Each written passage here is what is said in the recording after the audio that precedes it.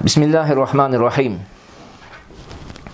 Bizge kelip düşkön so'rovlardan dagın biri bul ayaldardın mahramsız acılık saparına je umraga baruga bolou je bolboybu degen so'rоо eken.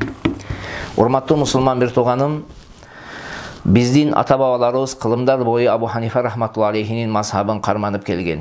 Biz sizlerge mına oşol mazhabtın kiteplerinin bir ököөнü oku bereli, kalgandары dagın uşul mazmunda. Mına oşol kiteplerden biri bizdin Orta Aziyada törölüp önügü öskön ötö dasıkkan alımlardan biri жазган kitep Fatava Kozixon dep koyat. Kozixon fatvası deydi. Özden mazhabta ötö mu'tabar kiteplerden biri. Jana ошондой эле башка kiteplerде de ушул mazmunda kelgen. Bular emne deydi?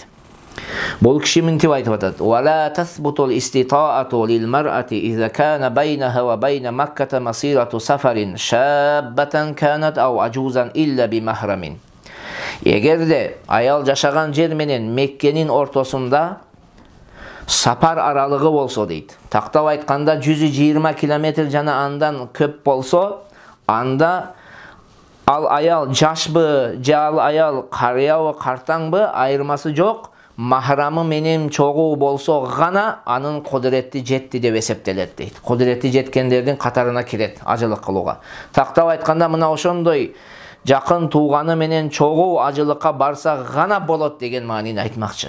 Бұл жерде жаш каралган эмес, жашбы, жашы улуу, 60 жаштабы, 80 жаштабы, 90 жаштабы айырмасы жок, çoğu mahramı болуш керек дейт.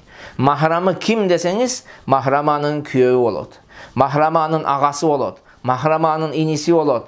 Mahramanın tayekesi болот. Mahramanın atası болот. O kim menen nike kıyusu durus emes bolsa, tübölükö nike kıyusu durus emes bolsa, oşol kişi mahram bolуп эсептелет.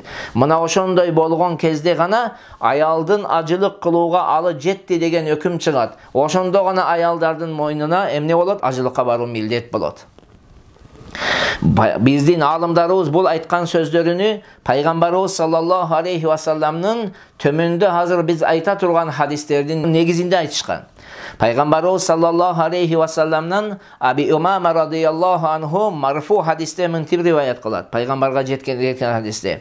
La yahillu li imra'atin muslima en tahujja illa ma'a zawjin aw zi mahramin. Musulman ayalga Құдай Тағалаға иман келтірген, ақыретке иман келтірген, ақыретте есеп қысап бар деп ишенген аялға күйеуі менен же махрамы менен ғана ажылыққа бару адал болады деген. Күйеуі барбаса, жақын туғаны барбаса, аялдардың ал жаққа барулары арам болады. Пайғамбарымыз саллаллаху башқа хадисінде айтады: "Ла тусафиру имраатин саласати айямин ау тахуж илля ва маха заужуха."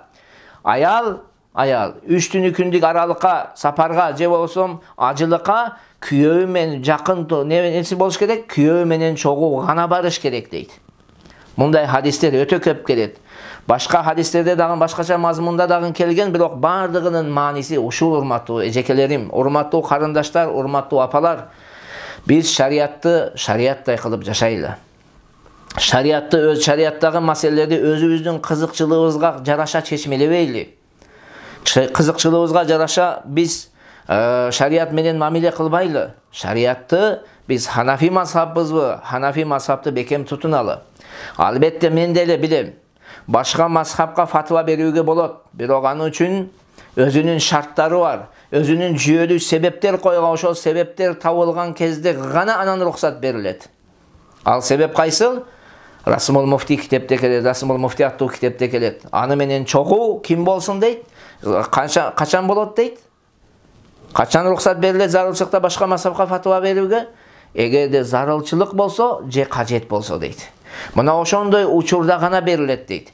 Бүгүн эч бир кажет жок, эч бир зарылчылык жок эле биз сапарга чыгып атабыз, умрага. Талашып, атаңдашып чыгып атабыз. Бұл қылғаныңыз тура емес, урматтуу апалар, эжекелер, карындаштар.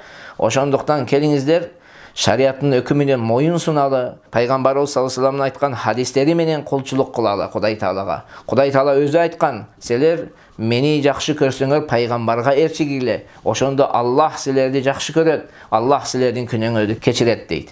Урматтуу эжекелерим, карындаштарым, Nafstın kızıkçılığı менен жашаш туура эмес.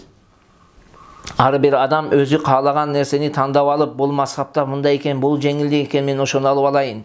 Тиги мазхабта мана жери оңойраак экен, мен ошону алып алайын. Тигиси мага жеңилирээк экен, тиги Имам Маликтики мындай экен деп алып жашай турган болсок, барып бунун жыйынтыгы шариаттын биздин мойнубузга жүктөгөн өкүмдөрдү түшүрүп коюу болот. Аны аткарбай коюп, өзүбүз каалагандай, өзүбүздүн каалообуз менен, өзүбүздүн нафсыбыздын кызыкчылыгы менен жашап кала турган болобуз. Кудай Таала мындай нерселерден бардыгыбызды сактаган болсун. Ассаламу алейкум ва рахматуллахи ва баракатух.